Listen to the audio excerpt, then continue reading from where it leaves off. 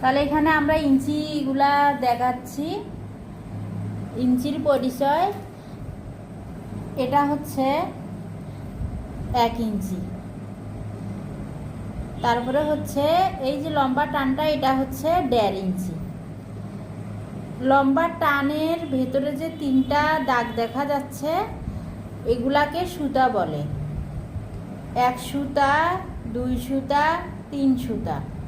অনেক সময় আমাদের পোশাক তৈরির কাজে এগুলাও ব্যবহার হয়, কিন্তু বেশিরভাগ আমাদের 1.5 ইঞ্চি, তারপরে হচ্ছে এটা হচ্ছে 2 ইঞ্চি, তারপরে হচ্ছে 2.5 ইঞ্চি, 2.5 ইঞ্চি, এগুলা বেশি ব্যবহৃত হয়।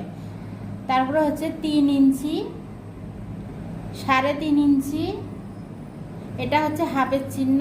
এই লম্বা টানটা হচ্ছে হাফের চিহ্ন। 3.5 ইঞ্চি, 4 ইঞ্চি, 4.5 ইঞ্চি, 5 ইঞ্চি, 5.5 ইঞ্চি, এভাবে আমাদেরকে মাপতে হবে।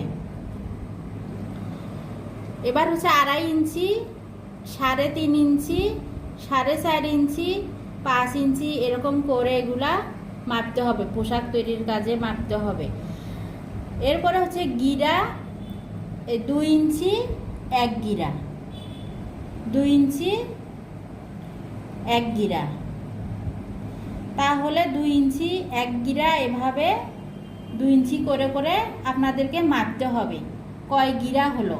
2 ইঞ্চি যদি 1 গিরা হয়, এভাবে আপনাদেরকে গিরাগুলা মাপতে হবে আপনাদের কয় গিরা দরকার। তাহলে আজ এই পর্যন্তই। আসসালামু আলাইকুম।